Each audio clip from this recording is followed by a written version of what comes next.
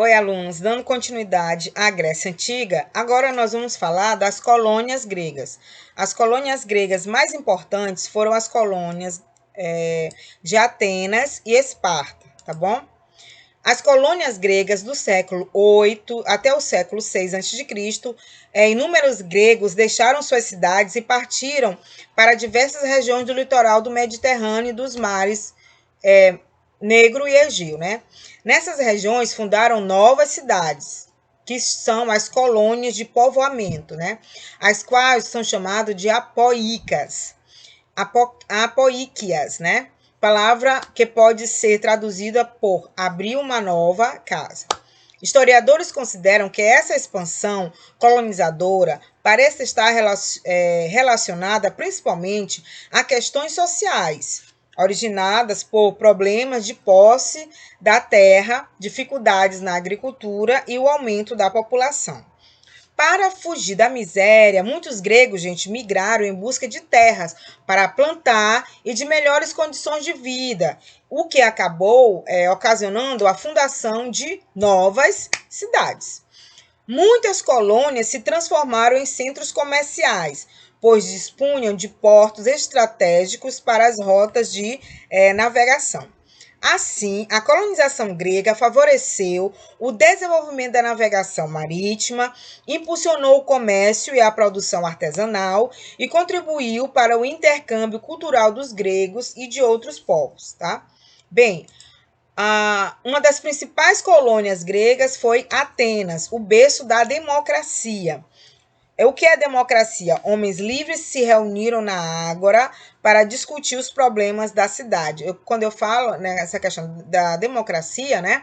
É porque lá em Atenas, os homens livres se reuniram na ágora para discutir os problemas da cidade. Então, aí surge a questão da democracia, que é a participação popular, é a participação do povo em decisões, ok?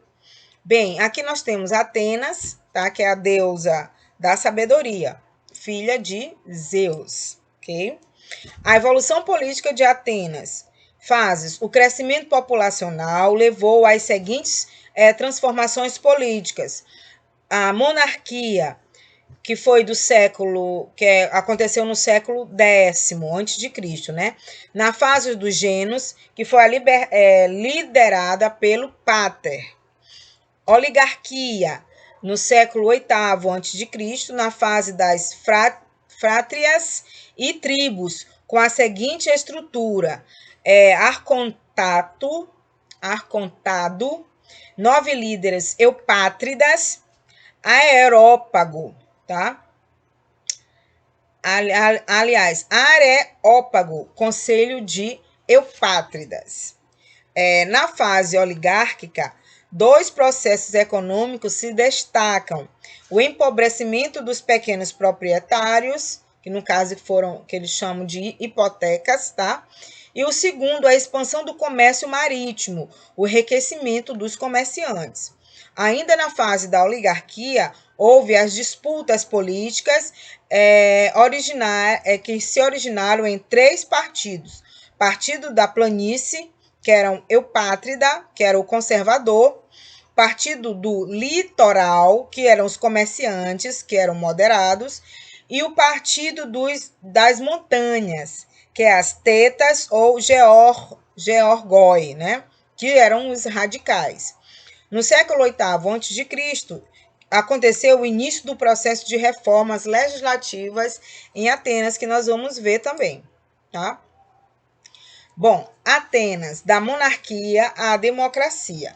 Outra importante polis grega era Atenas, que se tornaria a mais célebre cidade da Grécia Antiga e a capital da Grécia atual, fundada pelos jônios. Situa-se no centro da planície da Ática. O centro original da cidade localizava-se em uma colina alta, a Acrópole, tendo assim uma proteção natural contra ataques. Devido à pouca fertilidade dos solos da região, os atenienses lançaram-se à navegação marítima. Tornaram-se, assim, excelentes marinheiros, chegando a dominar grande parte do comércio do Mediterrâneo, certo? As reformas que eu falei ainda agora, né? As reformas legislativas em Atenas. Nós tivemos os principais legisladores, o Drácon, que viveu em 621 a.C., e ele fez as leis draconianas. Draconianas porque vem de Draco, né? Ele fez o primeiro código de leis escritas de Atenas, leis conservadoras de caráter autoritário. Nós temos também Solon, 594 a.C. O que é que ele fez? Escravidão. Determina o fim da escravidão hipotecária, que eram as dívidas, porque eu falei para vocês que aí na Grécia as pessoas se tornavam escravas porque elas adquiriam muitas dívidas com o Estado, né? E elas não tinham como pagar, então elas se tornavam escravas para pagar tantos anos, né? Para pagar a sua dívida. Então o Solon ele vai acabar com essa questão da escravidão por dívida. E a estrutura política também ele vai mudar. Ele vai fazer uma nova estrutura, que é o fim do arcontado e a areópago, né?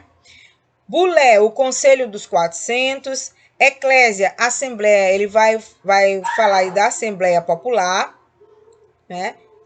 Critérios de acesso ao poder, que é a renda. Então, quanto mais a pessoa tivesse dinheiro, ela poderia ascender aí ao poder, ok? Mesmo mantendo o critério censitário, as reformas de Solon desencadearam tensões sociais, que culminaram em um período conhecido como tirania. Tá? Então, aí vai surgir aí muitas pessoas que, como elas vão ter muito dinheiro, elas vão se tornar tiranos, né? Pessoas altamente autoritárias. Okay? As reformas, nós vamos continuar falando das reformas de Drácon e Solon, né?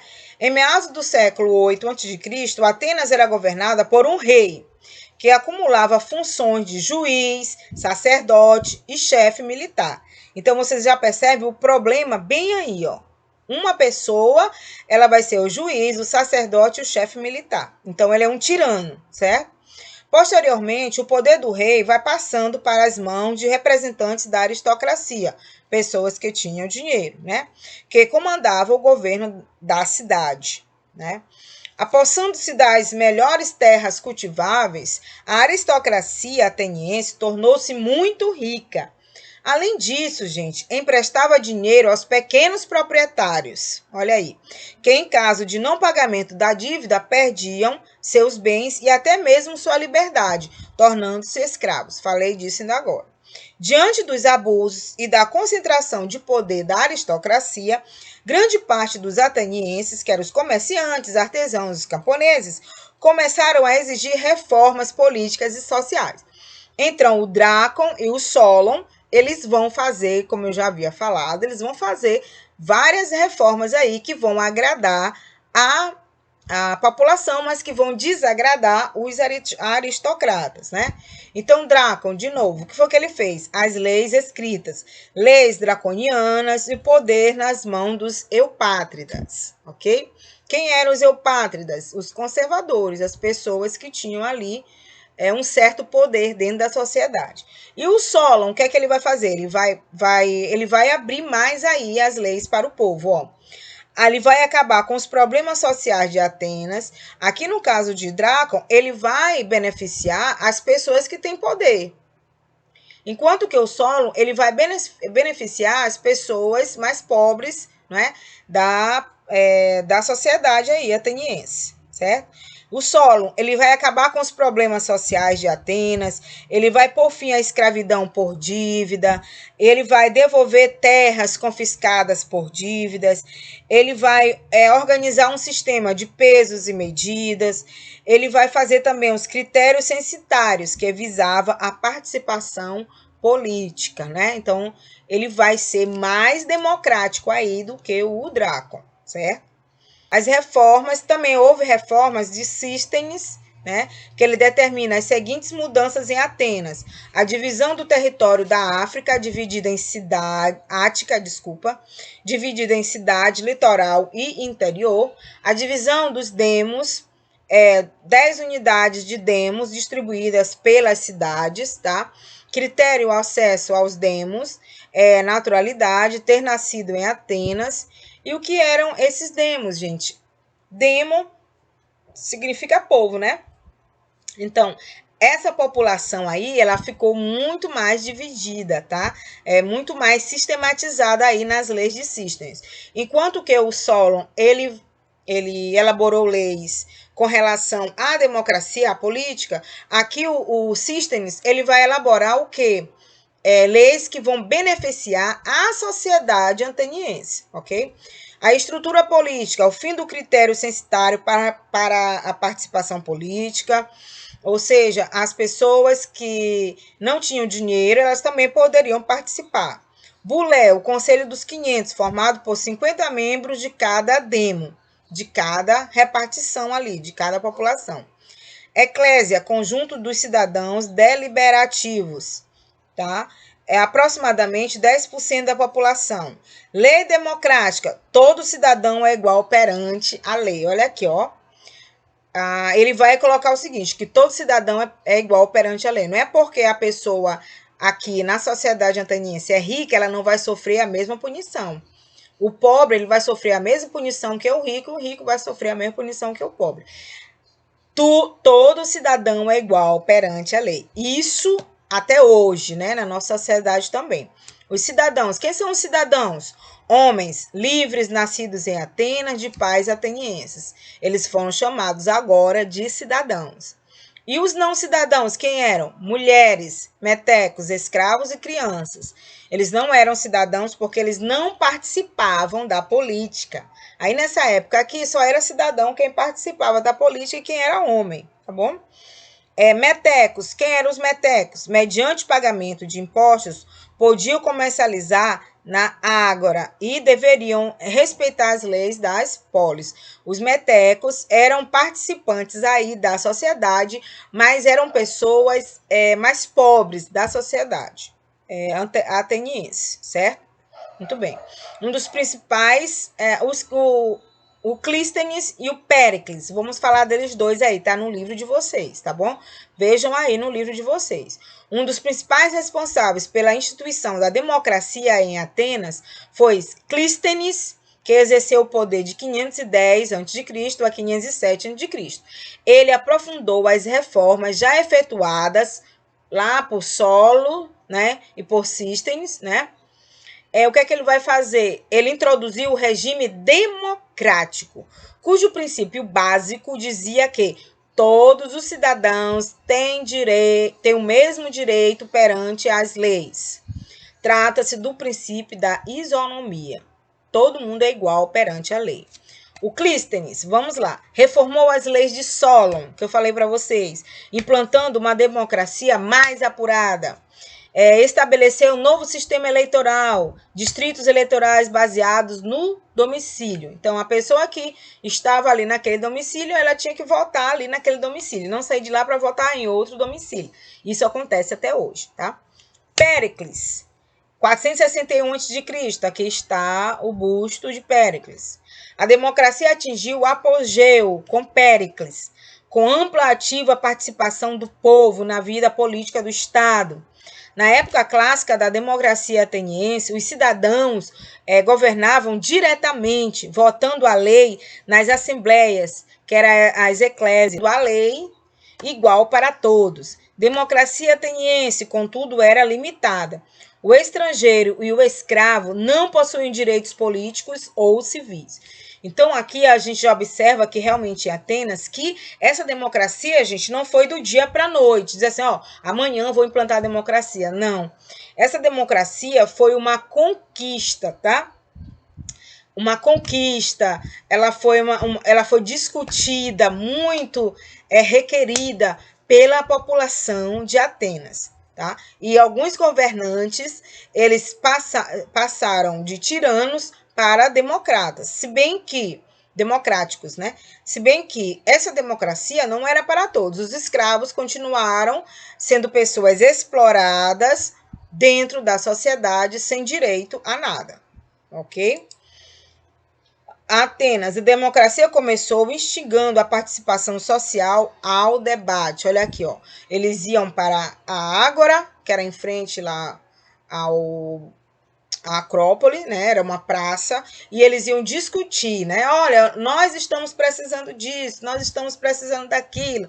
Eu acho que a população tem que participar mais. Então, gente, esses debates em praça pública geraram, né, essa democracia. Ok? Então, ela não, como eu falei para vocês, ela não foi assim do dia para a noite, não. As pessoas iam para debates e faziam suas reivindicações. Então, foi a partir dessas reivindicações que surgiu a democracia. E a democracia não é só dizer assim, a democracia é a vontade do povo.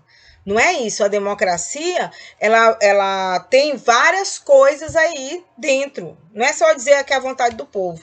Nem sempre a vontade do povo é respeitada em alguns países que se dizem democráticos. Então, para que o povo realmente ele exerça a sua democracia, é preciso que ele vá, lute pelos seus direitos, ele abra a boca no trombone, né? Fale o que ele tem que falar, fale o que ele tem que reivindicar, protestar. Isso é democracia. Não é só dizer assim, a democracia é a vontade do povo. E se eles não quiserem respeitar a vontade do povo, né? Então, nessa época aqui em Atenas, tem muita coisa para que a gente aprender também aí sobre a questão da democracia, ok? Bom, a cultura democrática, nós temos a paideia, que era ensinar para a cidadania a valorização da vida pública. Essa paideia, gente, era a educação. Tá? A pedagogia nessa época era chamada de paideia, que era a educação. Houve também os cargos públicos acessíveis a todos os cidadãos por votação direta ou sorteio, ok? Se bem que, com relação aqui ao ensino, os escravos, eles não tinham direito de aprender. Ostracismo, punição máxima ao cidadão, exílio de 10 anos. Se ele fizesse alguma coisa de ruim na sociedade, ele iria ser exilado. O que é ser exilado? Ele ia morar fora do seu domicílio, fora do seu país. Isso é exílio, tá? Estrategos, cargos de administração militar de mandato anual.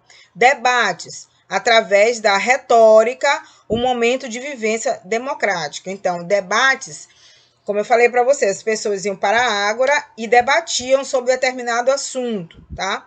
Retórica é quando a pessoa vai e ela fala sobre determinado assunto em praça pública ou numa universidade, sei lá, apresentando seminário, apresentando palestras, etc.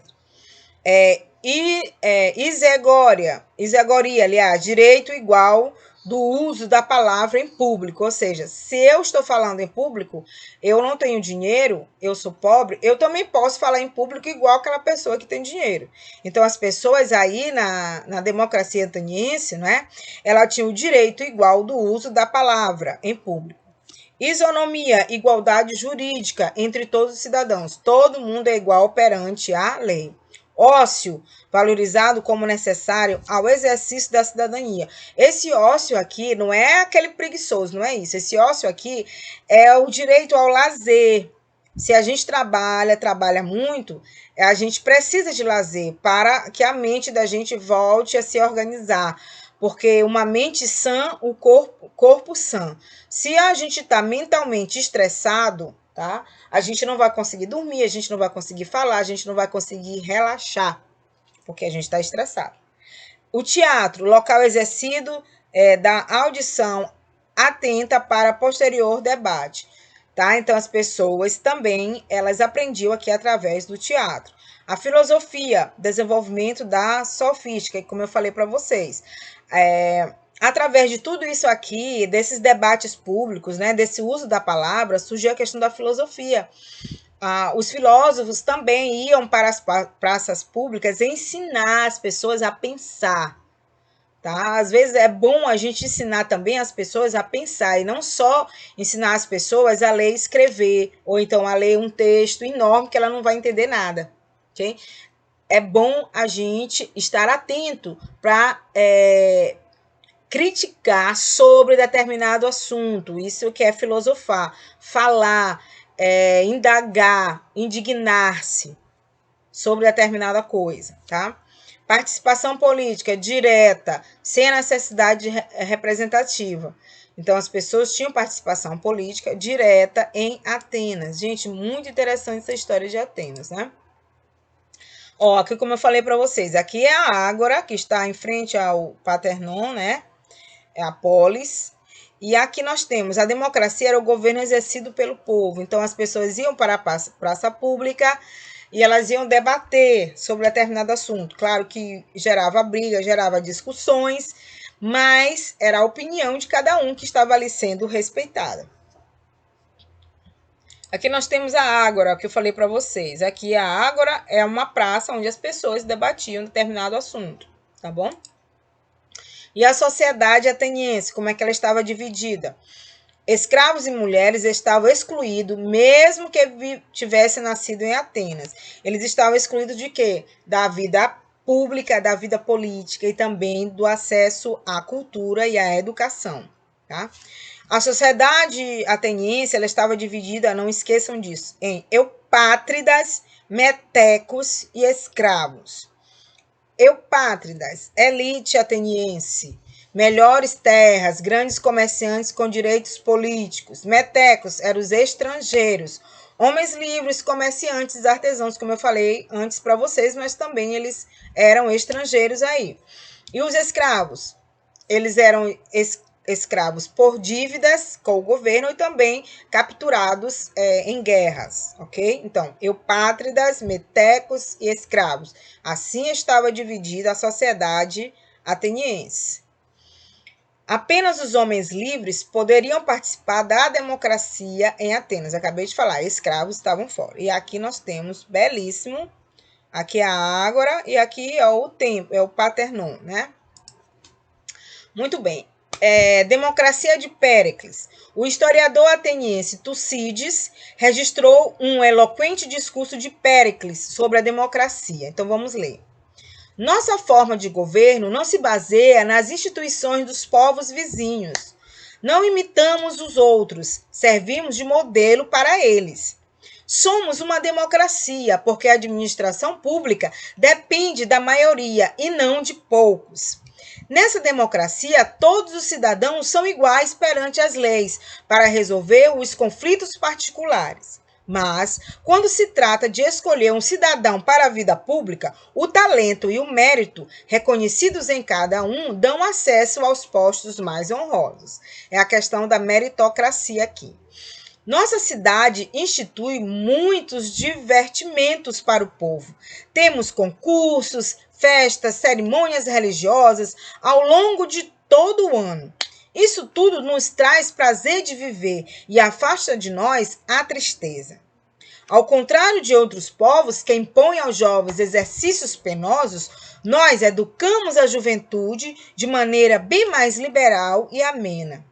Todo cidadão tem direito de cuidar de sua vida particular e de seus negócios privados. Mas aqueles que não manifestar interesse pela política, pela vida pública, é considerado inútil.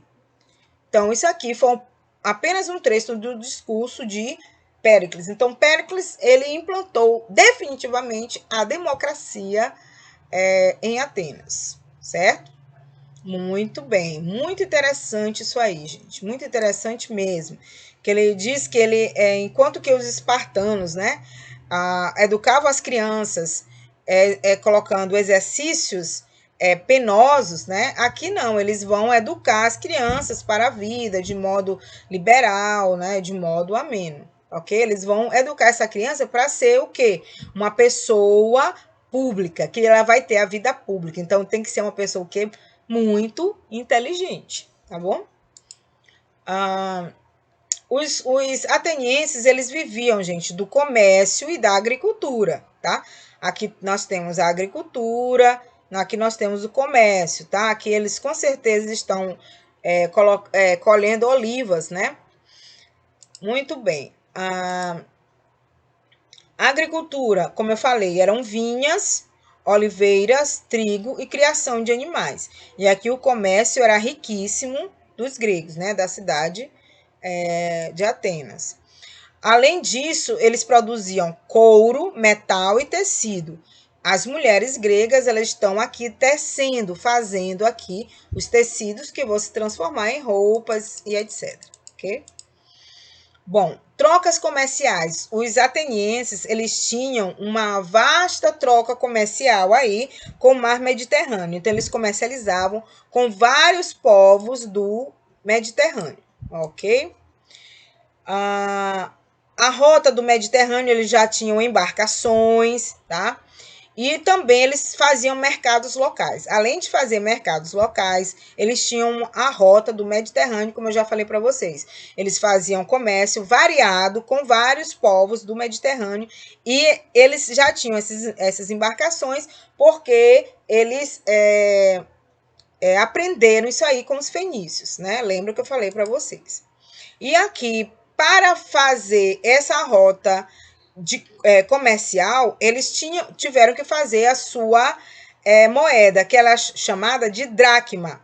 Era a mais antiga moeda de circulação do mundo, tá? Então, eles fizeram a dracma para servir de moeda como pagamento nas suas transações comerciais, ok? Muito bem.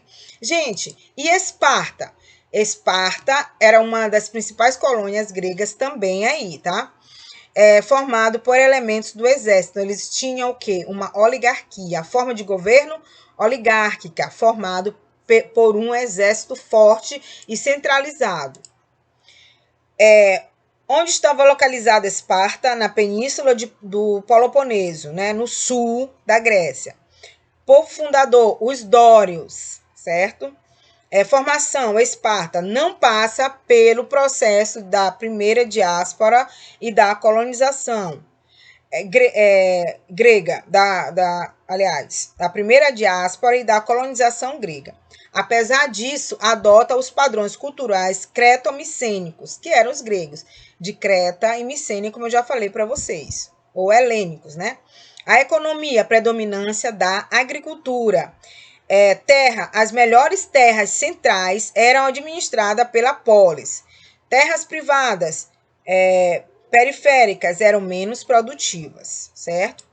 E como vocês já sabem, Esparta era o quê? A cidade dos guerreiros. Então, vocês observam aí na imagem. Belíssimo, né? O governo oligárquico de Esparta. Localizada na península de Peloponeso, em uma região do solo apropriado pelo cultivo da vinha e da oliveira, a cidade-estado de Esparta não teve uma área urbana importante. Era uma cidade de caráter militarista e oligárquico. Um dos principais objetivos do governo de Esparta era fazer de seus cidadãos modelo de soldados, bem treinados fisicamente, né? Também corajosos e obedientes às leis e às autoridades, a fim de engajá-los no exército e manter o modelo do Estado espartano.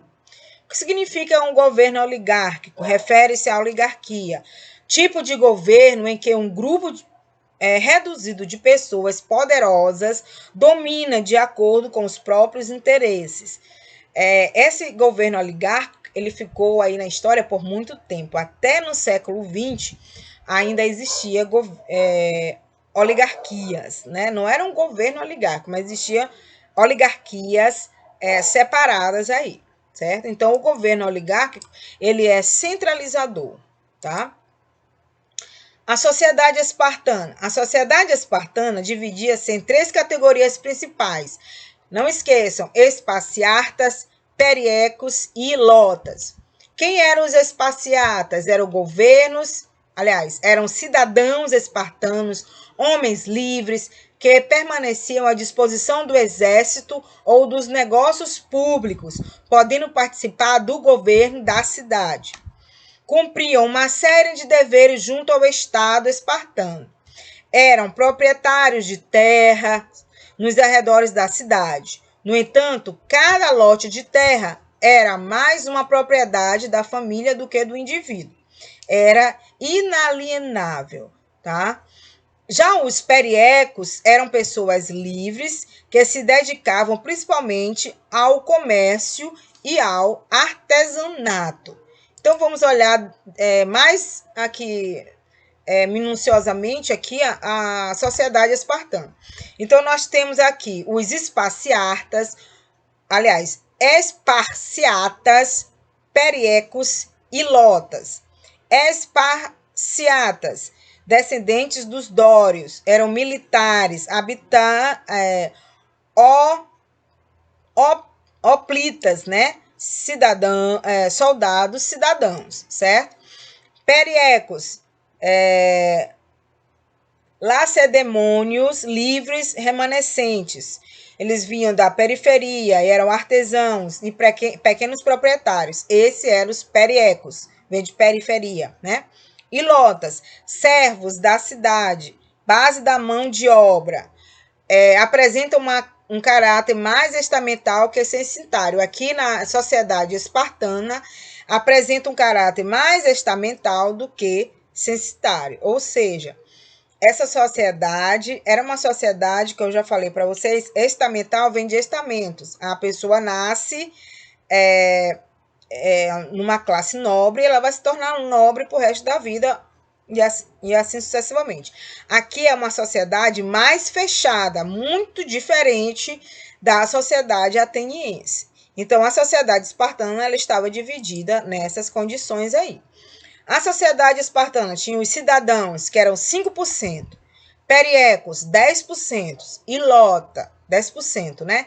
E lotas, 85%. Então, o que vocês podem perceber, elite, periecos e lotas. Cidadãos, espartanos, homens livres, ricos, donos de terras, escravos. Controlavam a política e o exército de Esparta, tá? Esses cidadãos, voltando aqui, eles são chamados de esparciatas também.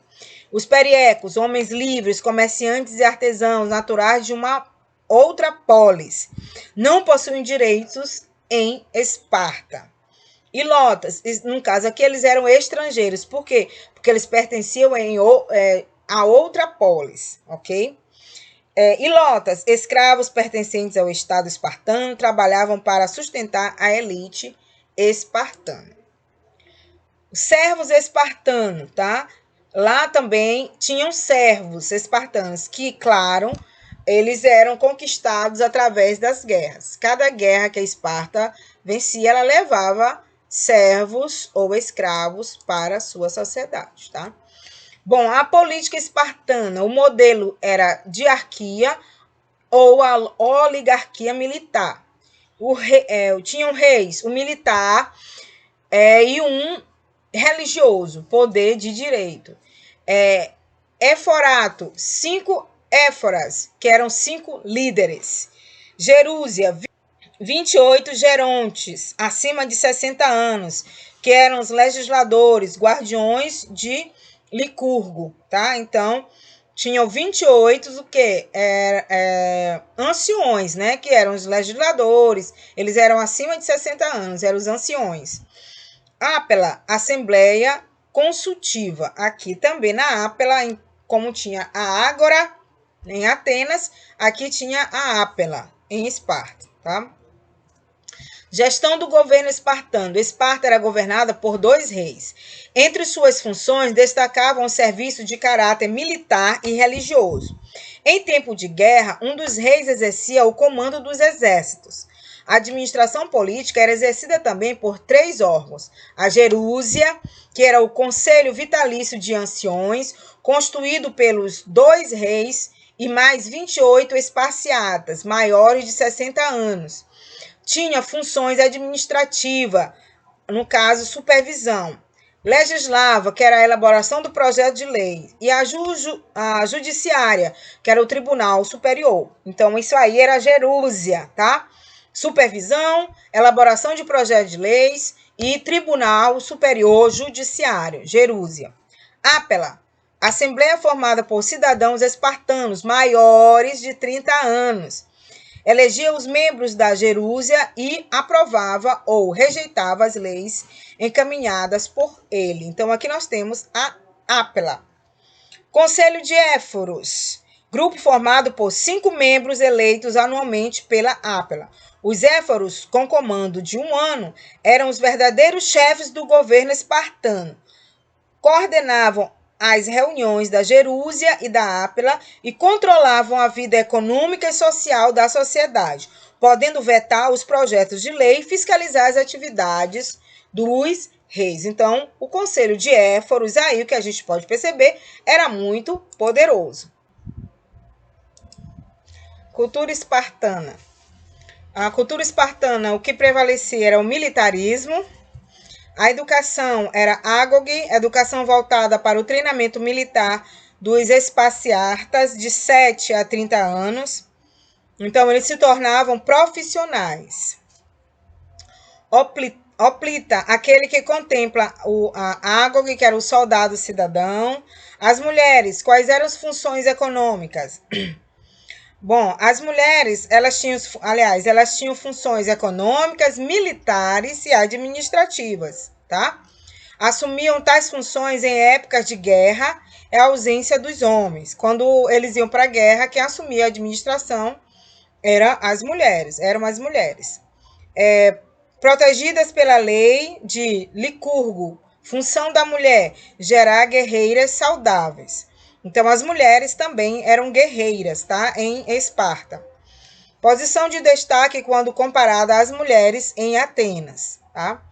Laconismo, desprezo à retórica e ao debate. Eles não gostavam de falar em público, tá? Essa questão também do debate, como em Atenas, eles não gostavam, não. Eles gostavam mesmo era do corpo sarado, né? E só isso. A eugenia, busca da pureza racial. Então, para eles, os espartanos eram os melhores, certo? Muito bem, gente. Então, aqui foi Atenas e Esparta. No próximo vídeo, nós iremos falar da arte grega e no outro vídeo nós iremos falar das guerras travadas entre gregos, né, para a conquista de outros territórios, tá bom? Até o próximo vídeo.